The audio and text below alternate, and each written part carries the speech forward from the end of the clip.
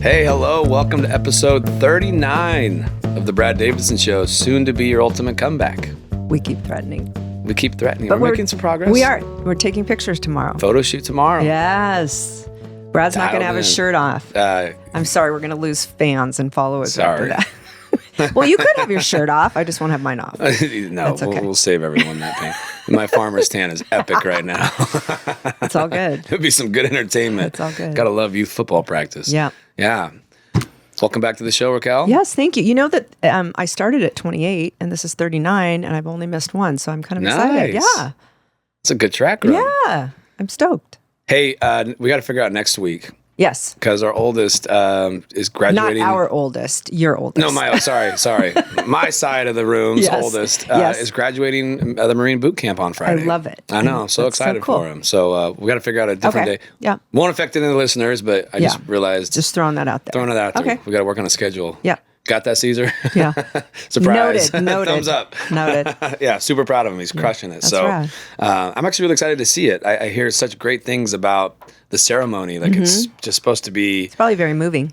Very patriotic, very moving. Cool. So excited to experience that.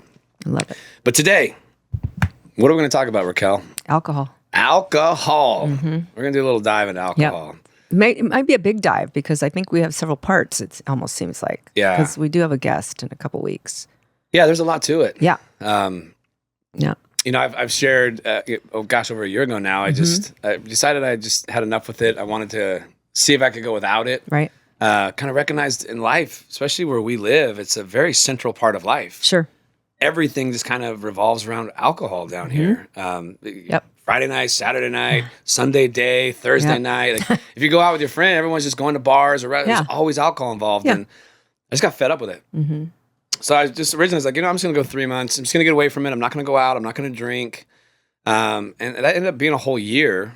In the last couple months, I've had like 3 cocktails at different times just to see, kind of experience am I really missing anything? Yeah. What's it like? But I one of the biggest reasons I did it was, one, from a personal standpoint of just needing to get away from it and everyone involved with it and just that lifestyle. Yes. But 2, I listened to the Andrew Huberman podcast a few years back. I right around the same time I decided to quit and just realized, holy shit, this stuff is nasty for us. So we're going to kind of dive into that. Yeah, I love it. Yeah, where do you want to start? You know, you just gave your personal background about it. I could probably give mine a little bit. I've never been really a drinker, and some people in the program called me a normie because I was not someone that had an alcohol problem and quit. I'm just someone that quit because I don't like it. What I mean by that is even as far back as being in high school, I can remember being at a party or all the places you go where, they've got a keg or what have you, and having that red Solo cup and like hating beer. I've always hated beer, and taking a sip and then like dumping some out, just feeling like I had to hold one sort of. And then fast forward till I'm in my very early 20s. So I'm now legal to drink. And I can remember going to bars and really not liking alcohol that much and ordering things like a B52, which if you know what that is, right? Bailey's, Grand Marnier, and Kahlua. So, just sugar bomb, right? Or, I'd maybe do a margarita or something, but I typically liked the really sweet stuff. And, the hangover that is not great. Actually, hangovers are never great. But I can just remember trying to fit in that way, which I think is unusual for people because I think most people like it, generally speaking. So, it was a weird thing. And I think I was trying to think back to the last time that I have had drinks. And for sure, I know it was the Y2K year, so 1999 going into 2000. I definitely drank that night.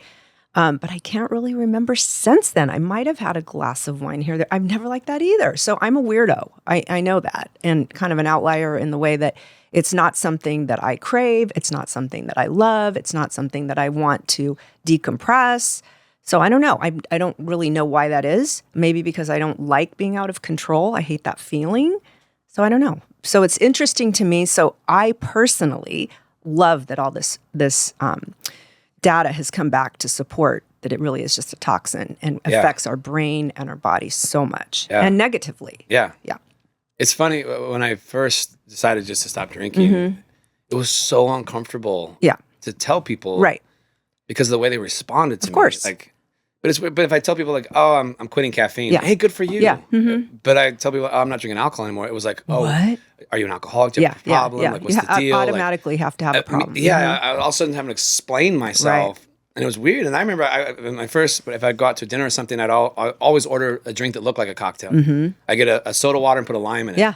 Just so people wouldn't ask, like, oh, you're not drinking? Yeah. And then once everyone else started drinking, they all kind of forgot. Didn't recognize what was going on. But I'm like, there was some weird hangups for me trying to explain to my people why I was doing what I was doing. Right. And it was simply just a choice that I made. I just wanted, I'd never done it before. Sober curious, as they call it, I guess. Yeah, I just wanted to see if I could function in life. Original goal was just 3 months. Right. I was going to go 3 months without having to drop alcohol. Sure. I had heard that it takes about 90 days for any damage that's been done to your brain if you're just a light drinker to kind of reverse itself. And so I was just kind of playing with it. I want to see how much different I felt 90 days of not having alcohol. I'll do that periodically with the different types of things. I'll try them out. And it's a good time for me to do that. I just kind of checked out of going out. I just wanted to be by myself for a while, just focused on myself, stopped drinking. And it was a great experience. And then when the 90 days came up, I'm like, by that point I was so comfortable with it and I felt so good. Right. I'm just going to keep going until an opportunity comes up to where I really want to do it. Yeah.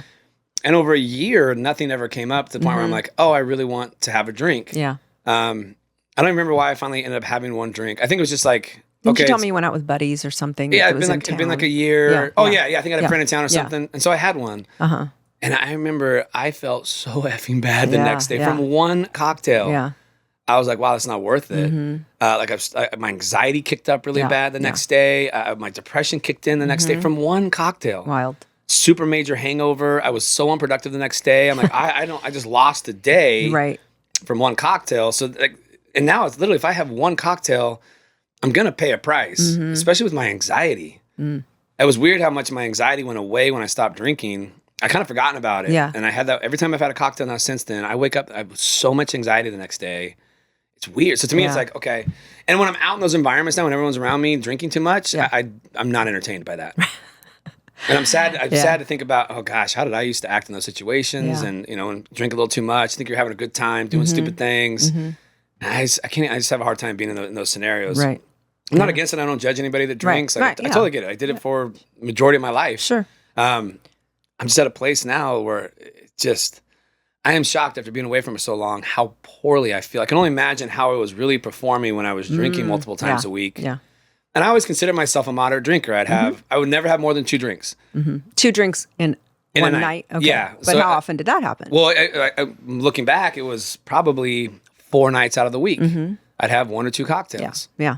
But I thought like moderate, I don't have a problem with it. This isn't too bad for me. And then I heard the Uberman podcast and the damage I was doing to myself being the moderate drinker. I was like, oh my, no wonder I feel so much better now than I did when I was the moderate drinker. Right. And I remember the one big kicker that really made me decide, like, I got to go 90 days without this is my mom comes into town. I shared the story before on this podcast. We go out to lunch and my kids are with me, my mom and myself. And I ordered a cocktail. She's like, really? A cocktail for lunch and your kids are here? Yeah. That stung a little bit. I love my mom because she'll kind of like call me out on shit. Like, really? You can have a cocktail at lunch and it's just me and your kids? Right. And that was kind of like a stinger right there too. I was like, I should probably just stop. The fact that I'm even craving one right now and it's lunchtime is silly. A little telling. Yeah, super telling. So we're now like at my point where I used to crave a bourbon at night. I was an old fashioned guy. Really? I had every kind of a bourbon. I think that's one of the worst ones for hangovers. Oh, it probably I just was listening to that. Yeah. So I was an old-fashioned guy. I spent a lot of time in Kentucky speaking in that area. So I learned how to make crazy good old-fashioned. Right. That was my thing. My thing. He came to my house. I'd make an old-fashioned. Stuff's all. I threw it all away the other day. Like 6 months ago, I just tossed. I'm like, this is stupid to have all this in here. Yeah. But yeah, it's been. I'm excited to kind of dive into the science around what it's actually doing to us. And especially the people like myself that think I only drink moderately. It's healthy for me. I'm totally good. Yeah. When I started learning like what that does to the brain and the body and things like that, I was thinning like, of the brain. Holy cow. We don't want a thin brain, right? Yeah. So like just the small amount. So what the research that I remember from Huberman was at 7 drinks a week, you start losing neuroplasticity of the brain. Like so if you go out Friday night, you have 2 on Tuesday. Yeah. 2 on Friday, 3 on Saturday, boom, your brain is falling apart. Yeah. So I've fallen in that category big time. And I remember having like my memory would get a little shot. Like I just wasn't as sharp all the time compared to how I am now. It was pretty crazy. Yeah. Well, I think it's like anything that people do, people that are dealing with something that they do chronically, they maybe don't realize the difference when that is removed. Yeah. You know, so like, for example, we've talked about sleep in here. Yeah. When people aren't sleeping, they don't know how it is to function with the proper amount of sleep. 100%. Or when they're, doing a lot of caffeine to survive, and that's taken away. Oh, wow, there's a difference. So I think we all, whatever the thing is, we get into this sort of routine of feeling a certain way and thinking that that's okay. Yeah. I'm fascinated about how sleep is so affected by it too. People like, well, I'm just going to have this little nightcap to help me fall asleep. And it disrupts our sleep so much. But here's the thing is it does help you fall asleep. Sure. But it completely Initially. ruins and disrupts the second half night of sleep, which is the really good part of sleep. So the REM and the deep and all the things that we really, really need for recovery and everything. I thought it was really interesting in the podcast where he talks about it's not actually the alcohol causing the car accidents, it's alcohol inducing the sleep while they're behind the wheel. And that is the biggest reason why car accidents happen when people are drinking. They fall asleep because the alcohol induces the sleep. Oh, wow. Yeah. Yeah, I thought that was shocking. Yeah. Yeah. Maybe I didn't get to that part. There's a thing I just remember stuck out to me last time I listened to it. I was like, oh, that's crazy that it's such a powerful thing to induce sleep. So powerful that people are driving and falling asleep from the alcohol. It's pretty scary. Right. But I also think it's important to touch on, I get why people go to it. Sure. I remember when I was really down and out in kind of my rock bottom part of life, like just struggling, stressed, anxious, my mind was spinning. Yeah. I needed it to calm my mind down so I could fall asleep or I wouldn't sleep. And it has a big altering effect on our emotions and how we feel. Yeah. And so that's why I got there and I get it. It was a tool for me to help deal with my stress. So I understand why it's such a big thing. Yeah. It's also why I understand caffeine is such a big thing because it alters our state. Yeah. Yeah. So yeah, like choose to drink, choose not to drink. I don't care where you are on the spectrum. Right. Like I get both sides. Right. I chose to drink for a purpose. I chose not to drink for a purpose. And now I like my choice of not drinking after I've learned all the health benefits of not drinking and realizing how devastating it is on the body to drink, even moderately or minimally. It's just the reality that this thing is a poison. Right. And it's the poison part of the alcohol that alters our brain. Yes. And creates the feelings, the loss of inhibition, all that. Right. It's actually the poison of the alcohol causing that good feeling. Yeah. Which was shocking to me. So the thing that's most damaging about it is the thing we're craving. Right. Yeah. It's wild. And, there's what else is there that it's such, it's so accepted everywhere. You're, like you said, looked at like kind of a weirdo if you don't. Yeah. Now, if you say, well, I was a raging alcoholic for this amount of years, I was beating my wife or something, then obviously people go, oh, okay, that's good that you're not. Smart move. Yeah. But if you were, oh, really? What's the problem? What, you don't want to because we use it to celebrate. Yeah. We use it to, help when we're sad. It's really fascinating if you start to think about it, that how much of I don't know if coping is the right word, but a mechanism that we use for everything. Yeah. It really is wild. And I don't think there's anyone, and I might be misstating, but we'd be hard pressed to find someone that has not been affected by someone or something negatively, I think. I would agree with that. Yeah. I think that's very common. Maybe it's not close relative or friend, but knows someone, that has had something negatively affect in that way. Yeah. I don't know. I know both my grandparents are alcoholics. So my dad was like very aware of that and very cautious and always like, hey, you have to be careful with this stuff. Alcoholism runs in our family. So I kind of grew up in an environment where I saw my parents drink a handful of times throughout my lifetime, but my dad was always on us, like, don't drink too much, don't get too connected to this because it's a problem in our family. Yeah. So I grew up with this understanding. That's why I'm like always been like, okay, I'm only having a couple because it does make me feel good. It loosens me up. Yeah. It makes me more fun. Right. And that was one of the reasons why I used to use it when I was younger. Yeah. It's because I walk in an environment, I'm like, oh, I don't know these people. I'm super uncomfortable. Yeah. Give me a couple cocktails. Boom. Now I'm fine. chatting with everyone, having a good time. And so I thought it made me more fun. Right. But then I learned on the other, that's a bad sign. Yeah. If alcohol gives you energy, makes you more fun, expresses that way, that's typically a sign of possible genetic scenarios of alcoholism. Yeah. Which I have all that. Yeah. So, but because my dad was so focused throughout our lives of, one, he didn't want to be that to us. Yes. He wanted to block that, and two, he didn't want us. He wanted us to be well aware of it. Yeah. Not fear it. Not he never like. Just be aware, like you said. Yeah. Just be aware that, hey, this tool's out there. This thing's out there. You got to be careful with it because of our family line. Yeah. And then as I learned that, I'm like, oh my gosh, like all the traits they talk about with the alcoholism, I have all those. Yeah. And same thing, like if you ever watched me with caffeine, I'm a very addictive of personality. Yeah. So I finished vacation and I cut out all my energy drinks. I was down to 1 cup of coffee a day. And fast forward a month later, I'm back to a coffee, an energy drink, sometimes 2. Really? I could drink an energy drink and fall asleep in an hour. That's so wild. Yeah, but it's weird, but I crave it like crazy because it alters my mood and gives me energy. Same thing with alcohol. Like if I start drinking periodically, I start looking forward to it. Now I don't even think about it. Yeah. But I know that if I went to my old way of, I'm just going to have a couple each week, I would start thinking about it as a way to, like, end of the day, bring my stress down, calm me down, help me relax, all those things. Yeah.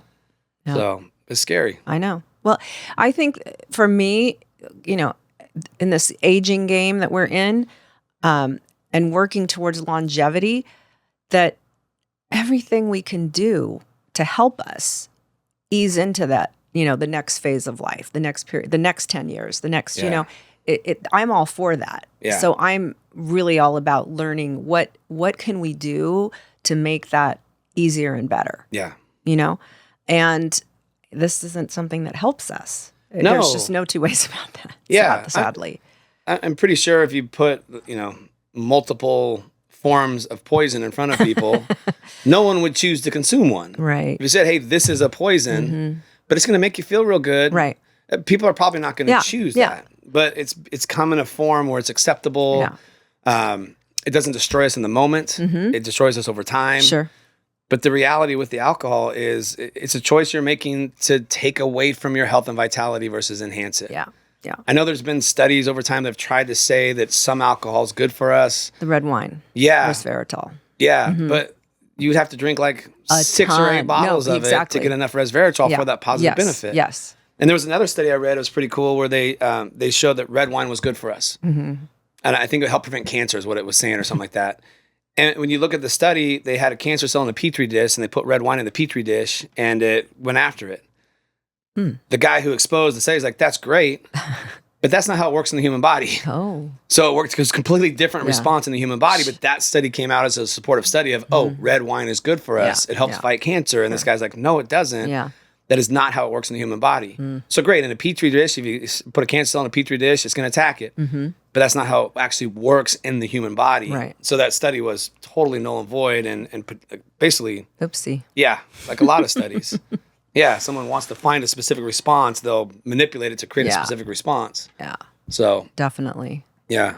Well, I mean, like you said, we're not here to judge people about where they are at in their journey, if you will. Yeah. But I think, especially with our rebranding, of your ultimate comeback, we want people to feel better. We want people to look better, of course. We want them to feel better. We want them to have tools to keep going, to not, in my mind, it's to not fear aging. Yeah. In my mind is how I look at it. And to find more fulfillment while you're in it. Yes. And I think that's possible even without it. And you're an example of that. In a few weeks, we're going to have a dear friend of mine on to talk about her journey. Miranda Collins is going to be on with us. I cannot wait to talk about her journey from in sobriety, and it's going to be exciting for me. In fact, I know I'm going to get emotional when she's here because I knew her before. You're already getting it. I am. She's awesome. Don't point it out. You're so rude. I don't point it out when you're about to lose your shit. Yes, you do. You start crying when I start to cry. Well, now you're making me cry, Brad. You totally do. Okay. Fair. Anyway. All right. I love, and that's why when you said, hey, what do you think about calling this your ultimate comeback? I'm like, oh my God, yes. Because I love that so much when people find a new way of coping or a new way of being or a new way of presenting, or, oh my gosh, I used to do this, and now I'm changing these habits and look at how much more vital I am. That is exciting to me. And I think it is for you too. I love that process. Yeah. Yeah. And it can be in so many different ways. Yeah. You know? Because it's a tough decision to make. Yeah. When things are bad. Mm-hmm. It's very tough to find the energy, the drive to begin to create positive change when life's just falling apart around you. Whether it's via your choices, just how life happens around us. We're all going to go through it. Yeah. And that's the thing, is that no one's going to escape it. It's coming for each and every one of us. Yeah. It's just, what are the tools you can, because when I got there, I didn't have any tools. I was so lost. Right. I couldn't physically outwork this thing. Yes. And there was nothing out there, nowhere to start. I mean, therapy was great, but it was just always going back about dealing with everything that happened. Yeah. I was not getting any tools on what do I do next? Like, how do I turn my life? Because it just kept getting worse and worse and worse. And then I got to the worst point of I started expecting it to get worse. That's not good. So I spent my whole life like, okay, where's the next rug that's going to be pulled out from under me? Yeah. That's no way to live. No. But because I didn't have any tools, like, it took me a long time to finally meet people that started giving me the tools to say, hey, start here. Eric was one of those. It took me, and what I loved about Eric was he wasn't forcing anything on me. He was waiting for me to be ready to ask. Yeah. Because he kind of knew, like, here's the thing, when you're in that state and everything's going bad, you're looking for more bad. And you start doing things that are just making it worse. Sure. Like, you start drinking more alcohol, whatever it is you would do. Right. You start putting coping mechanisms that you become a slave to. Or numbing. And and you become a slave to those. It gets worse and worse and worse. It's until you hit a point where you're ready to change that now the information matters. Yeah. And at that point, that's why Eric was giving me a hard time about how hard of the journey I took. He chose the tough way. I just kept not wanting to face it, not wanting to deal with it. And then once I was ready, he started, okay, well, start here. Yeah. Do this. Okay, now do this. And it's little simple steps. It's not go change your whole life now. That's too overwhelming. No. But for a lot of people in that state, removing alcohol is one of the most powerful things they can do. Right. Because they are using it to numb. It doesn't allow them to experience and feel their emotions. And you have to feel your emotions in those states to be able to make the shift. Yep. You have to feel them and deal with them. And that part sucks and it's scary as shit. Ooh, I like that catchphrase. Yeah. Feel them and deal with it. Feel them and deal with them. Yeah. It's scary as shit. And it hurts. Sure. But you got to go through that for the healing to start. Yes. If you keep numbing and avoiding, those feelings and those issues are still there that you eventually have to face and feel. Yeah. If you've lost anybody in life, you know what I'm talking about. Like, there is a grief period that you have to face. Yeah. Or it never gets better. Yes. And it sucks. And it's the same thing when life falls apart. So it's super easy to go turn to these things. So conversation's always around, like, what are you a slave to? What's that thing that you are using to numb or avoid or create false energy? Yes. Like for me right now, I'm a slave to caffeine. I got to fight that one. I know. Damn it. Yeah, but it's that thing. It controls me. Like, if I don't have it, I am effed. Yeah. Right? Yeah. And so that's why this is such a great conversation. See, I love that you actually say that, because it's not like you're sitting back there on your little podium saying, oh, well, just don't do this, don't do this, don't do that. You struggle with these things too. Oh my God. You're human. I wish it was easy. Yeah. I've always struggled with that because I've been around a lot of like gurus. Yeah. They have all the damn answers. Yeah. And they do everything perfect. And the best thing that ever happened to me was one of those gurus hired me to train him at his house. Yeah. And I showed up to his house the first day we were supposed to work out, and he's drinking this big ass cup of coffee. I'm like, what the hell's that? He's like, well, it's coffee. Yeah. I'm like, why the hell are you drinking it? He's like, what do you mean? I'm like, all I hear you talk about is how bad caffeine and coffee is for you. And here I walk and you're drinking the biggest fucking cup of coffee I've ever seen. Why? Oh, and then he had all these reasons why it was okay for him. Oh. I'm like, oh my God. So at that point, I'm like, I never want to be that. Yes. And what I recognize is this life is hard. Yeah. Taking care of ourselves, especially this day and age, is hard. Yes. And most of us are so confused because all information out there. Yeah. Right. What's good for you? What's bad for you? What's the best way to train? What's so not the true. best way Because how many things have we thought were bad that we cut out, and now we realize they're great? I think about that with butter, red meat, eggs. Yeah, exactly. It's crazy. So you're right. We're bombarded with information about good, like all the things. You're absolutely right. And I have actually learned the best way I learn is by making mistakes. Yeah. So that's always been the best way I learn. Yeah. And it's always been the best way for me to then help people that I'm working with oh, I've been there, I've done that. Yeah. Here's what worked for me. Yes.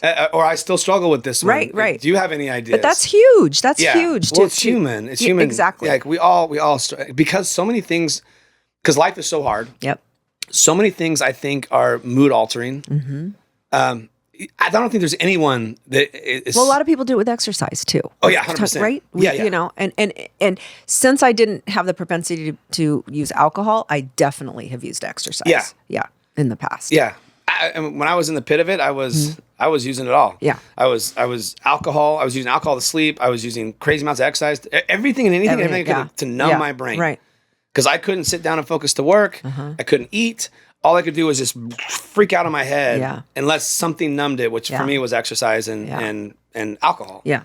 Outside of that, I couldn't do anything. So I get it. Like the only way I've learned some of the stuff I've learned is because of the damage I've done to myself.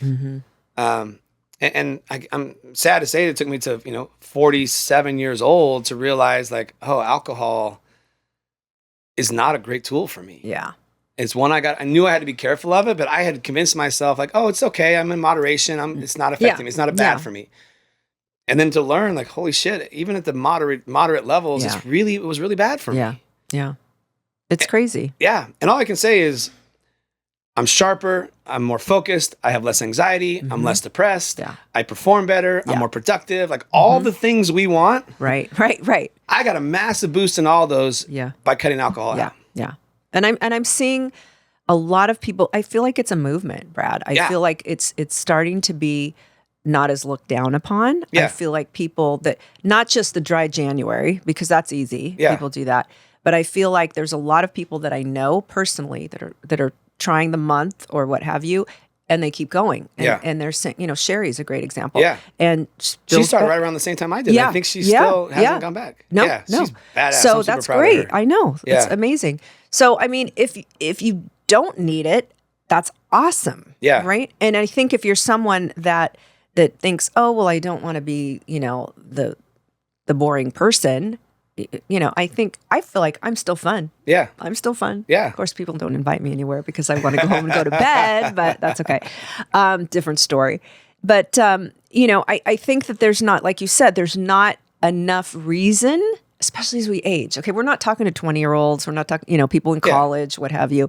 That's a whole different story. But even my own kids, I think have we never modeled the drinking thing at home. I never did. Yeah. My daughter and son have never seen me drunk. Yeah. Nor have they seen my husband. Same thing. Now, that's an interesting story about my husband. When we met, let's see how many years ago. I'm going to get this wrong. We've been married 24 years ago, I guess we met. We met in my spin class, I think I talked about. And he was 30 pounds heavier. One of my clients was there when you guys met. Stop it. Yeah, Eric Weeks.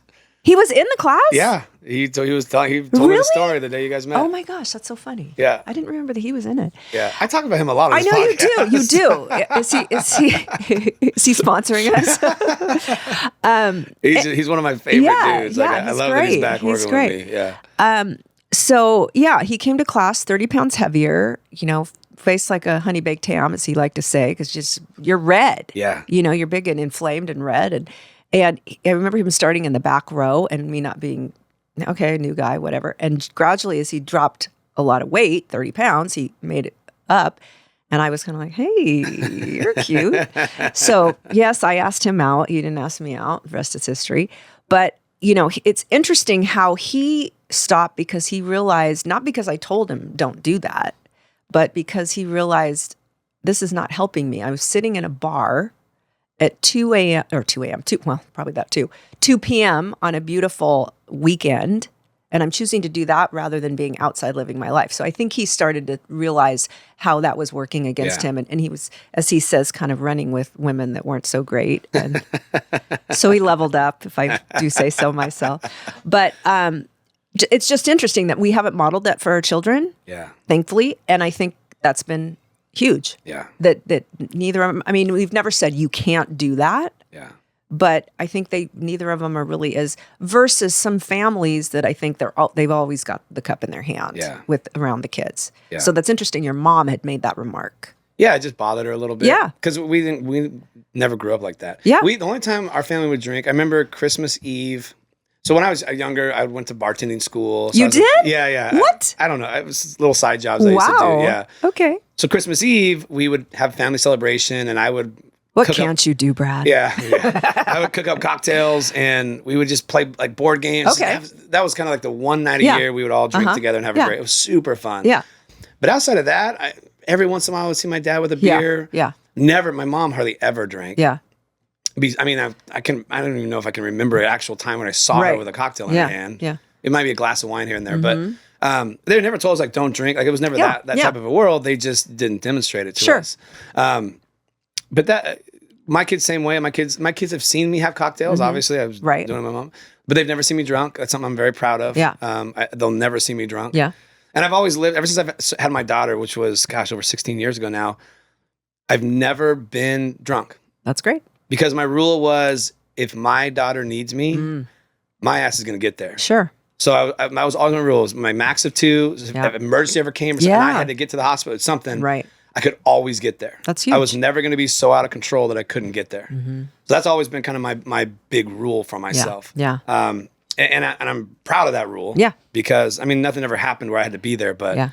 That was kind of always my staple thing. Like I will never be so out of control that I can't get there to take care of my little girl. And then my son came along, same thing. Like I always want to be able to get there if they need me. Isn't it funny how kids change everything? God, they change everything.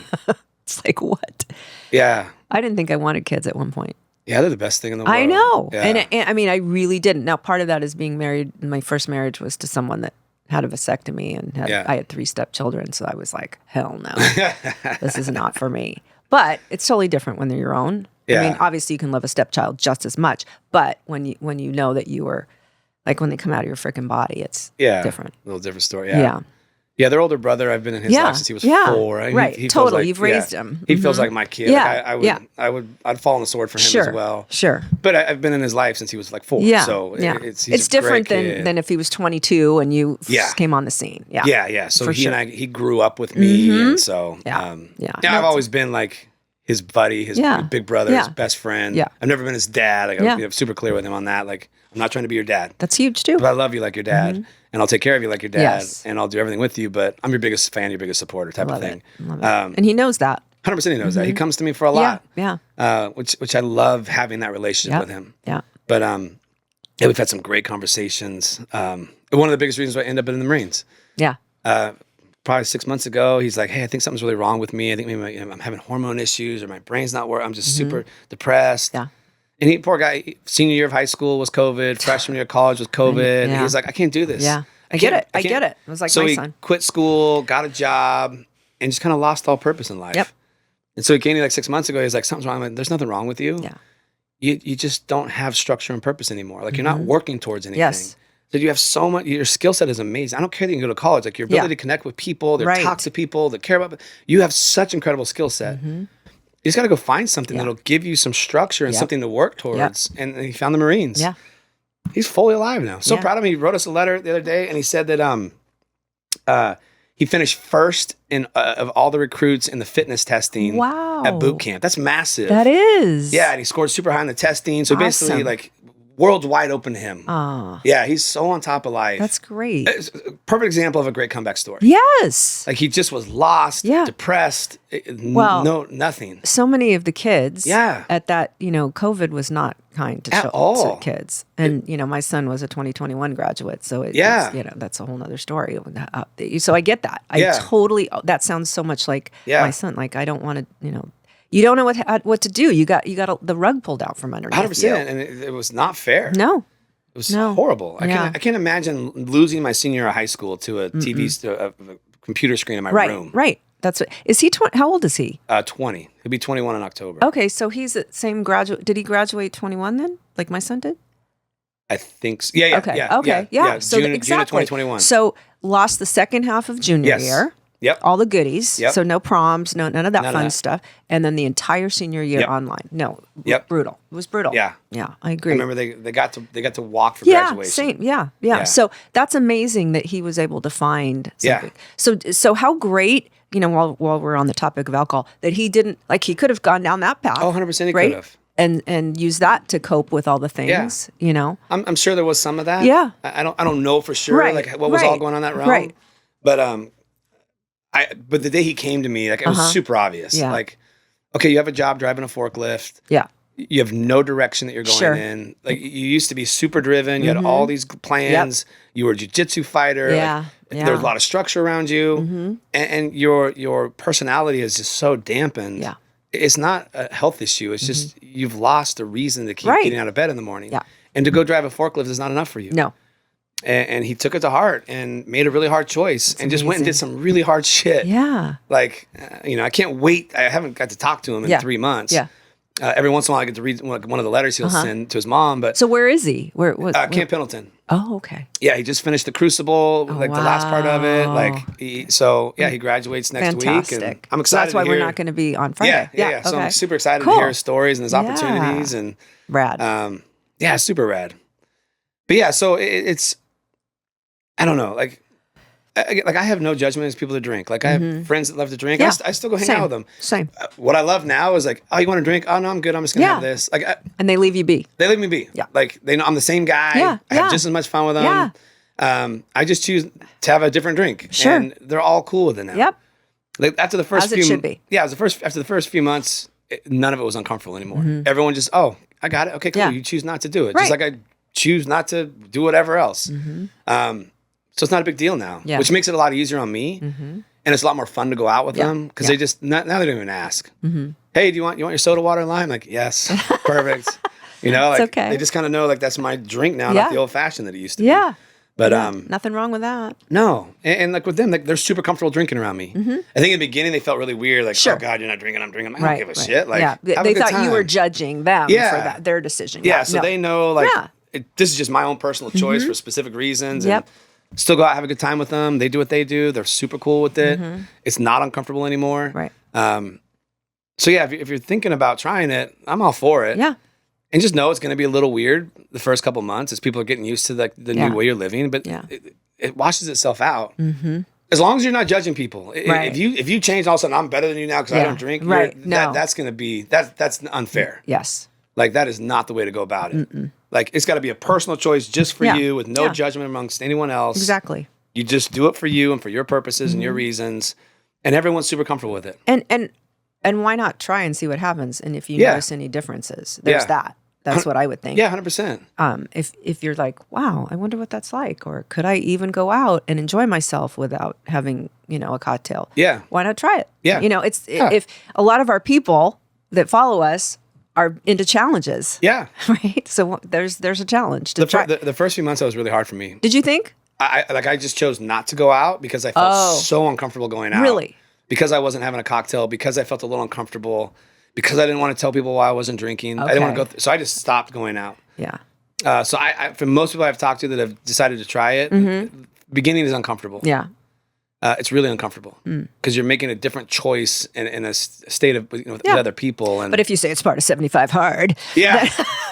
I'm just doing 75 hard. I'm doing a new challenge. I'm doing 365 hard. Yeah. Seriously. Yeah. You tell them that you're doing that kind of challenge, and then all of a sudden it's okay. 100% is okay. Yeah. But yeah, I've had a lot of people like they'll do it for 3 months and then go back to having cocktails because they're good with it. Right. And unfortunately for me, when I have one, it's like, okay, this better be really worth it because tomorrow's gonna suck. Yeah. So now, like, I'll really only have a cocktail now if it's a big celebration, like something really big and meaningful that I cheers in and enjoy Next it. Friday, probably. Yeah. I don't know if they'll do that at Camp Pendleton, but I don't know. I would have a cocktail for that to celebrate him because he just went through hell and survived and dominated it. Yeah. That's something like there's a scenario like I would have a cocktail to celebrate him. Yeah. But I know the next day I'm going to pay the price for it. Yeah. Other people can go back to it and have one here and there and not pay the price. So that's just where I'm at and why I choose to do it. Right. I don't really have any down days, especially with my boy. Like he's so active and wants to play. Like I can't really afford to have a down day, hungover, anxious, not there. I just I notice he's the one that pays the price the day after I do that. So because Isabel's kind of okay. She's doing her thing. Yeah, she's a high schooler. Boyfriend. Half time I don't know where she is anymore. Right, exactly. Yeah. But I think so much of what we talk about in here, Brad, is that it's for education. It's for information. It's to obviously we're not trying to jam anything down somebody's throat, right? Yeah. We're not saying stop over exercising, get your sleep, stop doing, drinking alcohol. It's just like, hey, these things might help your life. This might help your longevity. These things might, that's how I feel about it. And they might reduce your anxiety. They might reduce your depression like they did for me. They might help you sleep better like it did for me. They might help you stop snoring like it did for me. Like there's a lot of mights that can come from it. To me, we're very beneficial. Yep. And a lot of a lot of times alcohol leads to other things for people. Yeah. It leads to them smoking cigarettes, which they never do unless they're drinking. Yeah. Or even other things, other substances. That kind of starts to go hand in hand, right? So, I mean, I think that any of the information is not just if anybody feels like, oh, they're coming at me. Not at all. This is just, I'm almost 60. It's like 6 months away now. Yeah. And, you're getting close to 50. Haha. And sneaking up on you. Right. And it's just, all the things of, oh gosh, this looks different now. This looks different. When I was in my 20s, when I was in my 30s, 40s, even 50s, things are different. Oh, now. yeah, 100%. And we have to approach them in that way. Yeah. Is my feeling. Yeah. If we want to not, I love it so much when someone says to me, even if they're lying, they haven't seen me in a long time, years and years and years and years, oh my God, you look exactly the same. Nothing sounds better to me than that. And like I said, even if they're lying, I think, okay, I'm kind of hanging in there. I'm not looking, because I went to my 40-year high school reunion a couple years back, and I was like, holy cow. It's kind of scary. Yeah. If you're not taking care of yourself. Yeah. It catches up at some point. Yeah. And there's so many elements to that. This is just one. Yeah. And the older we get, the more emphasis we have to put on taking care of ourselves. Yes. Yeah. And that's the thing with alcohol too, is it accelerates aging. Like that's very well proven. Right. Alcohol is not going to help you age gracefully. Yeah. And the more you consume, the more it's going to accelerate your aging. Yeah. The more it's going to drive inflammation. Yeah. The more, if you go back and listen to the Uberman podcast, it's like 2 hours long. Yeah. The bottom line is there's nothing healthy about it. Right. And he even says that. He says, I wish I could give you some good news that it is, beneficial. But there's zero support that is good for us. Yeah. It is a toxin. It's a poison. It's bad for us. Yeah. I think he said on there, like, from everything he's learned about it, that he thought maybe you could have one drink every 3 months and be able to recover well from it and not have it cause too much damage. Well, he did talk about, hydrating and doing all the things. Yeah. But when the fascinating thing, like you touched on earlier, is that the thing that makes us feel good is the poison being broken down. I was shocked when I caught that part. It's like, wow. Yeah. It's wild. The thing that is the most damaging of it to us is the thing that makes us crave it so much. Yeah. Insane. It's pretty wild. Yeah. Anyway, I think it's a fascinating podcast. I'm glad we decided to talk about it. Definitely. I'm super excited to have our guest on in a couple of weeks. It's going to talk about her experience with the road to recovery. And that's a she big one. asked if we could cuss, and I said, hell yes, you can, sister. Fuck no, you can't. No. Sorry, that was very inappropriate. That's okay. I like inappropriate. Yeah. I think a lot of people have had their lives wiped out by alcohol. Yeah. It's a very, very dangerous substance. Yeah. But there's hope. Yes. No matter where you're at, if alcohol's wiped your life out, or being associated with somebody who has an alcohol problem, wiped your life out. No, that's what I'm saying. Everybody knows someone in some way that's been touched by it. I feel like, Well, and it's also when you really step back and look at your life, you will see what triggers the desire for that. When I am sleep deprived and highly stressed, that is when I'm at risk of wanting alcohol. I can't take it anymore. If I just had a cocktail right now, take the edge off. Yeah. I know if I do that, it'll take the edge off for that moment, maybe for that evening. Yep. But holy shit, I'm going to pay the price the next day with anxiety. My spinning is going to be 10 times as bad. Do you really notice the anxiety that much more? Oh my God. Really? It is crazy how bad my anxiety is the day after drinking. Now. And you didn't notice it before? When I was younger, no. Well, but I did struggle with a lot of anxiety. No, but I mean, before you gave it up this year ago, did you notice the anxiety ramping up? In general, I had a ton of anxiety prior. So you didn't just realize, you didn't associate to what I just. That's what I was thought, asking. I've been through a lot in life. I've been under a lot of stress. I'm just anxious. Sure. But then after about 2 months of no alcohol, I realized, oh my gosh, my anxiety is like gone. Huh. And it shouldn't have been at that point because I was going through a lot of shit at that point. Yeah. But I'm like, wow, it's gone. And I was sleeping better and all that. Yeah. And I really, ever since then, for the last year, I haven't had much anxiety. Very rare, but there's a very specific correlation. When I drink, I usually wake up around 4 a.m. Freaking out. Spinning all day. I'm just spinning and anxious and shit's like, I feel like my whole life's coming apart. Wow. The 3 times I've drank, the next day has been just like that. I'm up at 4 a.m. And when I was really in the thick of it, every morning 4 a.m. was like heart racing, freaking out. Like that was the worst time for me. And so it was really funny how that is my response to alcohol. Now 4 a.m. It's like up. Oh shit, my life is over. I can't it's crazy. So, but it took getting away from it. Yeah. I had no idea. See, that's just the thing that I'm suggesting is if we're not saying you have to quit forever, but why not check it out and see if you notice a difference in how you 100%. Feel? I don't think there's anything wrong with that. Yeah, I highly recommend that to everyone I work with. Just see, you say it's not a bad... Right. Everybody tells us, I feel great. Okay, well, let's cut out your coffee, your caffeine, and all your alcohol for the next week. Yes. And let's have a conversation how great you feel. Right. And usually they're freaking train wrecks. Yeah. It's because we're using those things on both ends to give us energy, help us fall asleep. Yeah. But they're having very dire effects on our emotional state, our mental state, our physical state. We're just used to that. Yeah. So it's not as eye-opening to us. And you can't correlate, that's doing that until you get away from it and then reintroduce it. Yeah. Yeah. It's crazy. Yeah. And I also, there's this, I don't want to say imposter syndrome, but I have this thing about when I'm in the arena of health and wellness, which I would consider myself, you as well. I want to walk the walk. Yeah. I want to be, just, and the fact that you do too. And, you're not perfect though. And this is what you've done. Oh gosh, now I'm kind of back on some energy drinks and stuff. I love that. I love people that are authentic to what the plan is. Not just saying, oh yeah, don't do that. And here on the back end, you're doing all the things. Yeah. I don't like that. Yeah. And I know that there's a lot of people in our industry that are like that. Yeah. My favorite experience of that was with your daughter. Oh yeah, she told me this story. Yeah. So, one other very bad habit of mine, it's a coping habit, is I get up super early, and very early in the morning, I have a hard time eating. But what happens is I'll stack myself with clients from the moment I get, I start at 6 a.m. And like today, I'm stacked up to clients till 4:15.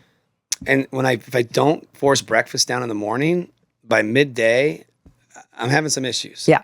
And my go-to is a candy bar. Yeah. And I'm just gonna be honest, that's your thing. It's my go-to. And your daughter was having a conversation like, I can't eat healthy. I can't be perfect. I'm like, no one's perfect. She goes, well, you are. I said, no, I'm not. Come out to my car with me. And I opened up the middle console of my car and I showed her all the candy wrappers. Yeah. She was blown away. She was blown away. Yeah. I said, this is my perfection. Like, here's my struggle here. Yeah. And she was just like, you ate those? I'm like, yeah, I keep them in here as a reminder that I still struggle. Right. And that I'm not perfect. No, human. Yeah. And that was one of the best conversations I ever had with her before she went to college. No, for sure. Like, you just gotta, I do it. And then I forget myself and I'm back. Next.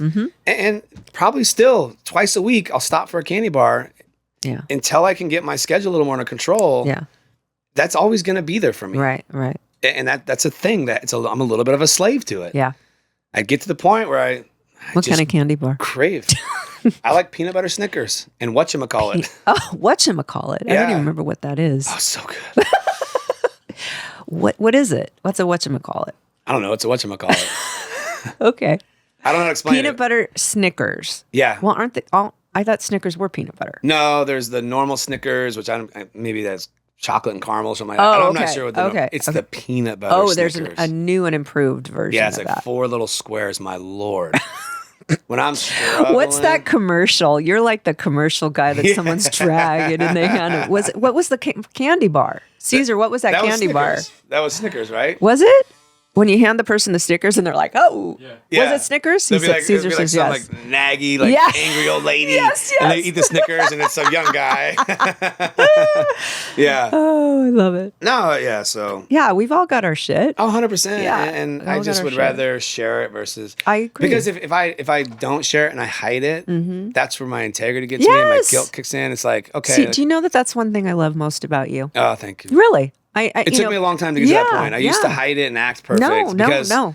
That's what I saw some of my mentors doing. Yep. And I couldn't do it anymore. Yep. Integrity. Because then I just beat the hell out of myself. Like, you just lied to that person. Like, you got all those candy bar wrappers in your car and you tell them that you eat perfect. That was huge for my daughter. Yeah. It really was. Because she was telling that story to someone the other day. She said, no, it made me realize he's human. Yeah. And I'm human. And I'm not going to be perfect. He's not perfect. And I'm like, yeah, right on, Brad. There's too much shit in this world that affects our brains super quickly. Yes. And our brains, as we experience it, register real quick. Like, oh, my blood sugar is dropping. I'm dragging a little bit. Boom, I can get a hit of fat, carbs, and sugar right there to pick me right back up. Yeah. It's going to notch that and memorize it. Same thing with caffeine. Same thing with alcohol. Yeah. Oh, you're a little too stressed out. You need to calm down. Boom, there's your alcohol right there. Yeah. That'll do it real quick. Same thing. Oh, you can't function in the morning. You can barely get out of bed. Coffee pot's right over there. You know what? Another thing, positive benefit of maybe cutting out alcohol for a bit. Think of all the money you save. Oh, hell yeah. Right? Because you go out and how much is a cocktail now? It's like $25. Yeah, that's nuts. It's stupid. That's nuts. Even caffeine, as if you're habitual, go to Starbucks and get your grande latte, whatever. Every damn energy drink I buy is like $3 to $5. Are they really? Yeah. Okay. Yeah. It's stupid. Yeah. So you're going to save money. Yeah. I'm saving a lot of money on alcohol. Now I'm blowing it on energy drinks. Well. But it just work in progress, man. Yeah. That's what we all are. 100%. That's why I know that if you can dial your life in with the recovery aspect. Yes. The fatigue is one of the biggest drivers of all this.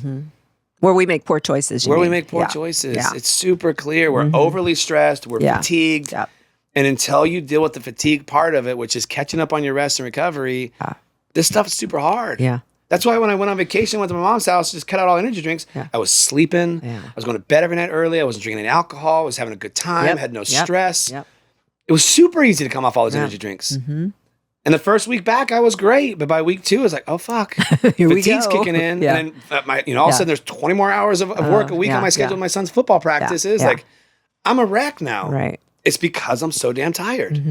And that's just I think that's the reality of it. Yeah. Yeah. But no one wants to talk about that part. It's all just go do more, be more, hustle harder, grind more, sleep less. Like, shit. Yeah.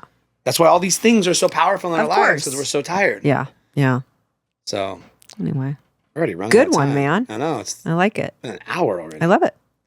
I went fast. Yes. There's so much we left out. I know. We didn't really even get into the. I know. That's why I'm saying get into the health benefits of it. Well, we'll talk about it again when Miranda shows up. Okay. Yeah, that'll be good. Yeah, because we talked about almost zero. Or we could do it next week too. I don't know. Oh, that might be a good idea. I don't know. Whatever you want to do. Talk about the health impacts of it. Whatever you want to do. Now I'm sitting there talking, we didn't really talk about any of that. Yeah. I'm good at running my mouth. You know that. Oh, yes. I like that. Yeah. Makes it more fun. Well, cool. Yeah. Well, okay, that was awesome. Thank you so much. We got to cut it off. Yep. I got to get back to the gym. Yes, and do another Back in the grind, Yeah. All right. See you next week. Awesome. See you next week. Thank you.